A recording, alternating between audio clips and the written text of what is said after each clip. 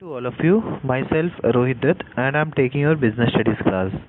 So, students, in our previous class, we have completed the topic cooperative society, and today we will do joint stock company.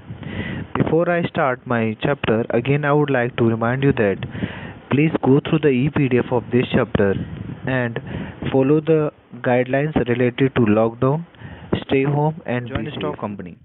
So, joint stock company is a voluntary association of persons having separate and distinct legal entity, perpetual succession, common seal, and registered under the Companies Act 2013 or any other previous Companies Act.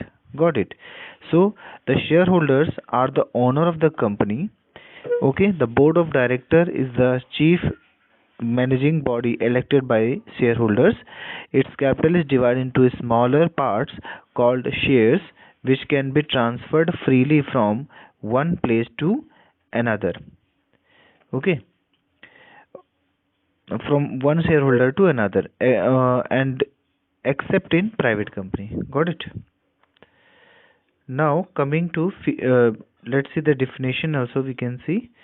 So according to Professor Honey, joint stock company is a voluntary association of individuals for profits having a capital divided into transferable shares, the ownership of which is the condition of membership. Got it? Now coming to features. So first feature, artificial person. So it is an artificial person created by law. It acts as a natural person who can buy or sell properties, enter into contracts, can lend and borrow money, sue and can be sued in its own name. Got it? Sue means uh, filing a case. Okay. Now second point, separate legal entity.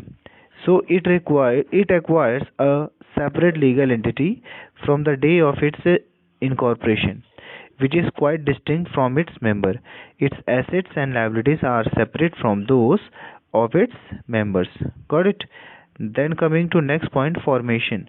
The formation is time consuming, expensive and complex process as it involves preparation of several documents and compliance to several legal formalities. So registration of a company is compulsory under the Companies Act 2013. Got it? Coming to next point, perpetual succession. So its existence is not affected by the entry or exit of the member. It is created by law and the law can only bring it to an end. So by completing a legal procedure called winding up. Got it? Then coming to point number fifth, control. The management and control of the affairs of the company is undertaken by the board of directors. Okay, the board of directors are appointed by voting the shareholders by voting. Okay, so the shareholders do not have the right to be involved in the day to day running of the business. Okay, then coming to sixth point, that is liability. So the liability of the member is limited to the extent of capital contributed by them. In the event when debts of the company exceeds its assets, the members are only liable to the extent of the unpaid amount of shares held by them. Got it? Then coming to next point, common seal. Question. So, being an artificial person, the agreement entered by board of director on behalf of the company are validated by a common seal. So, it's equivalent to official signature. Next point, that is last point, risk bearing. Risk is spread over a large number of shareholders. So, in the condition of financial difficulties, all shareholders in a company have to contribute to the extent of their unpaid share in company's capital. Okay.